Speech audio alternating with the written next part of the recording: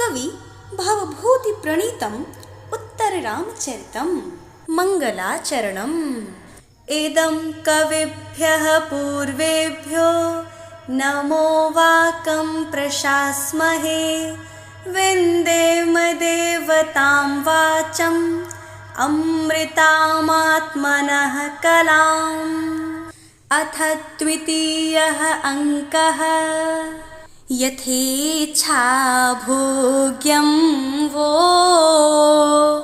वनमिदमयं मे सुदिवसः। सतां सद्भिः सङ्गः कथमपि हि पुण्येन भवति। तरुच्छायातोऽयं यदपि तपसां योग्यमशनं।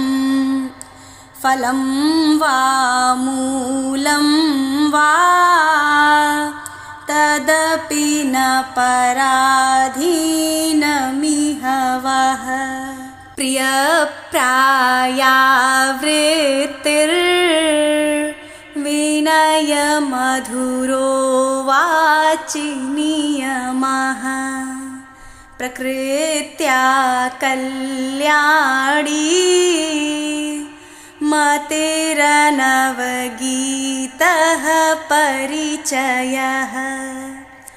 पुरो वा पश्चाद्वा तदिदमविपर्यात्सितरसं।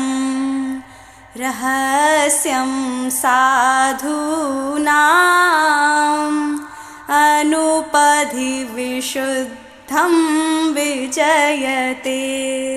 अस्मिन्नगत्य प्रमुखाः प्रदेशे भूयांस उद्गीतविदो वसन्ति।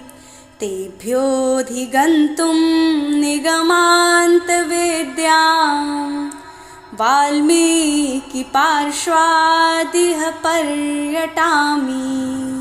वितरति गुरुः प्राज्ञे विद्यां यथैव तथा जडे।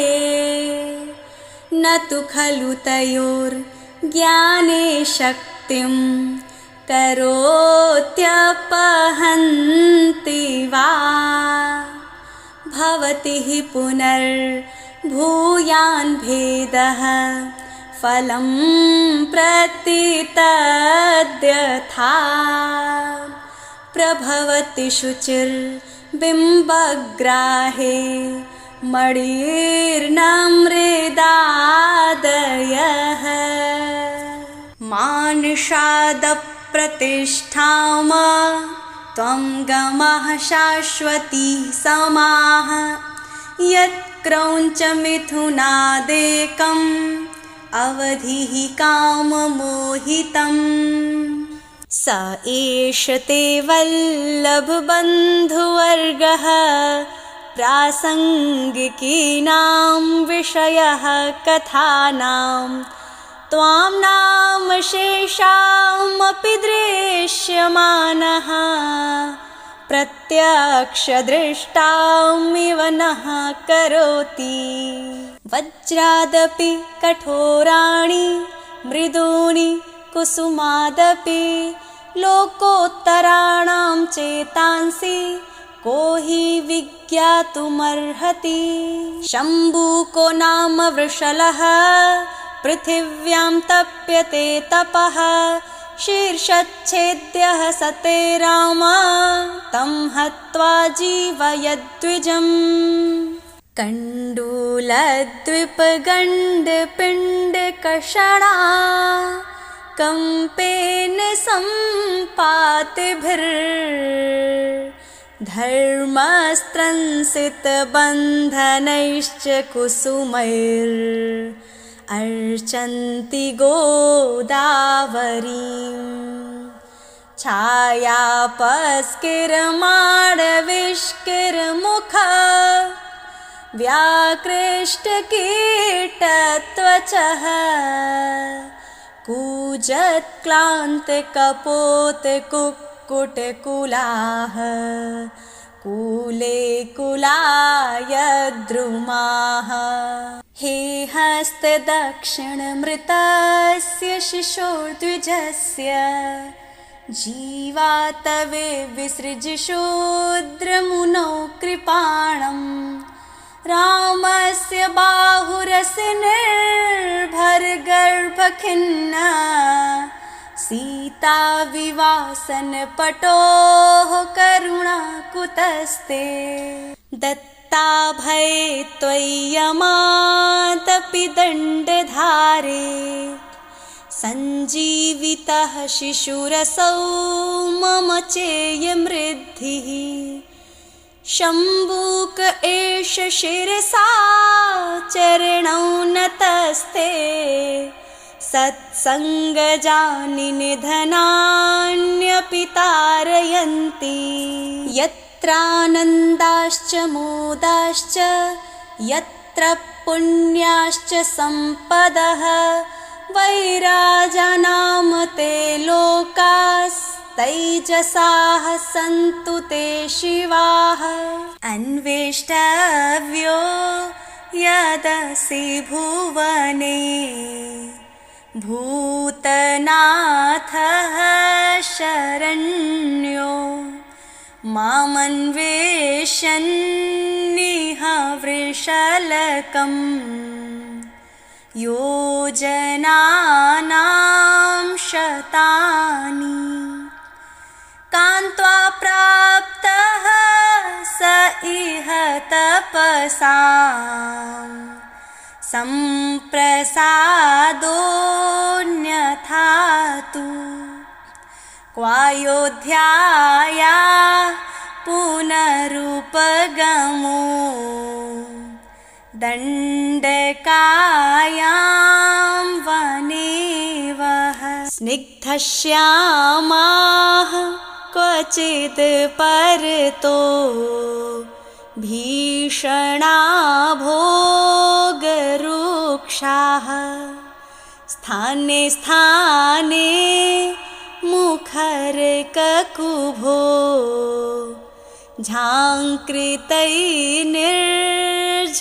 झाङ्कृतैर्निर्झराणाम् एते तीर्थाश्रमगिरिसरेद् गर्तकान्तारमिश्राः सन्दृश्यन्ते परिचितभुवो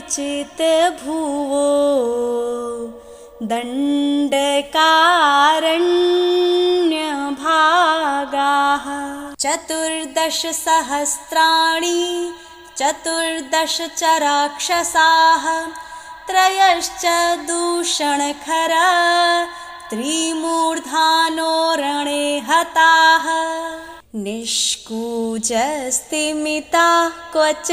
क्वचिदपि प्रोच्चण्डसत्त्वस्वनाः स्वेच्छासुप्तगभीरभोगभुजग श्वासप्रदीप्ताग्नयः सीमानः प्रदरोदरेषु विरला स्वल्पाम्भसो या स्वयं तृष्यद्भिः प्रतिसूर्यकैर्जगर स्वेदद्रवः पीयते पश्यामि च जनस्थानं भूतपूर्वखरालयं प्रत्यक्षानिव वृत्तान्तान् पूर्वाननुभवामि च त्वया सह निवत्स्यामि वनेषु मधुगन्धेषु इति वार्मतेहासौ स्नेहस्तस्याः सतादृशः न किञ्चिदपि कुर्वाणः सौख्यैर्दुःखान्यपोहति तत्तस्य किमपि द्रव्यं यो हीयस्य प्रियो जनः इह समदशकुन्ता क्रान्तवाणीरमुक्ता प्रसवसुरभिषीता स्वच्छतो या वहन्ति फलभर परिणामा श्यामजम्बूनिकुञ्जा स्खलनमुखर भूरि स्रोतसो निर्झरिण्यः दधति कुहरभाजाम् अत्र भल्लूकयूनाम्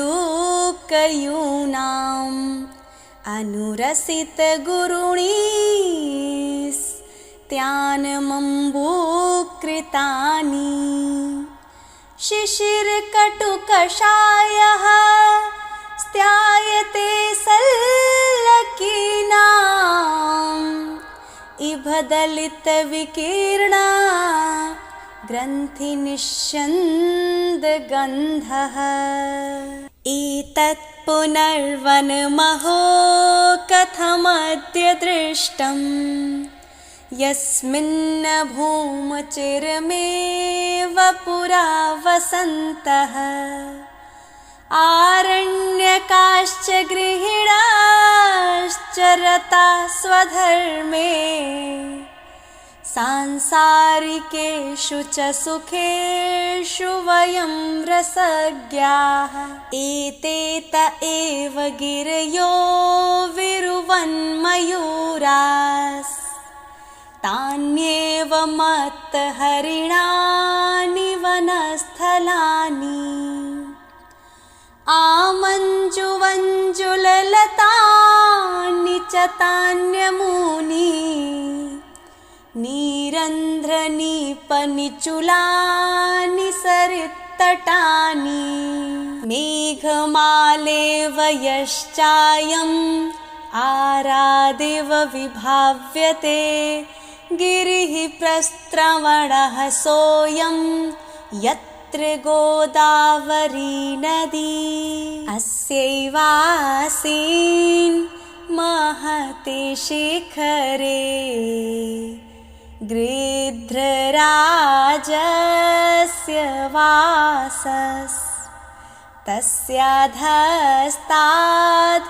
वयमपि रतास् तेषु पर्णोटजेषु गोदावर्याः पयसि वितता नोकः श्यामलश्री रन्तः कूजन् मुखरशकुनो यत्र रम्यो वनान्तः चिराद्वेगारम्भी प्रसित इव तीव्रो विषरसः कुतश्चित् संवेगात् प्रचल इव शल्यस्य शकलः व्रणोरूढग्रन्थिः स्फुटित इव हृन्मर्मणि पुनः पुरा भूतः शोको विकलयति मां नूतन इव पुरा यत्र स्रोतः